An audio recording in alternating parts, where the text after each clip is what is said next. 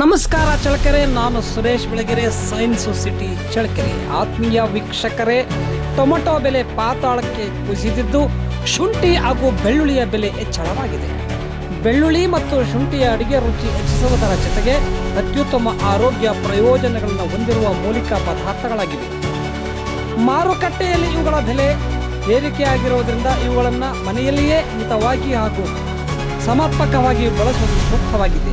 ಸ್ಥಳೀಯವಾಗಿ ಬೆಳೆಯುತ್ತಿರುವ ಟೊಮೆಟೊ, ಈರುಳ್ಳಿ ಇಳಿಕೆ ಕಂಡಿದ್ದು, ಆದರೆ ಇತ್ತೀಚಿನ ದಿನಗಳಲ್ಲಿ ಈರುಳ್ಳಿ ಬೆಲೆ ಸ್ವಲ್ಪ ಮಟ್ಟಿಗೆ ಏರಿಕೆ ಕಾಣುತ್ತಿದೆ.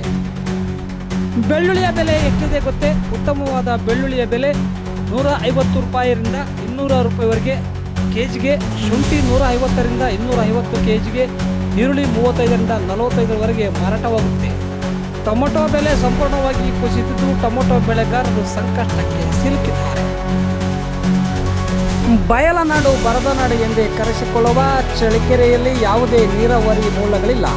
ಇರುವಂತಹ ಕೊಳವೆ ಬಾವಿಗಳ ನೀರನ್ನೇ ಬಳಸಿಕೊಂಡು ಅಲ್ಪ ಸ್ವಲ್ಪ ರೈತರು ಒಂದೇ ಬೆಳೆಗಳನ್ನು ಬೆಳೆಯಲು ಮುಂದಾಗುತ್ತಿದ್ದು, ಇದು ಸಹ ಟೊಮೆಟೊ ಇಳಿಕೆಗೆ ಕಾರಣವಾಗುತ್ತಿದೆ. ರೈತರು ವಿವಿಧ ಬೇರೆ ಬೇರೆ ಬೆಳೆಗಳನ್ನು ಬೆಳೆಯಲು ಮುಂದಾಗಬೇಕಿದೆ.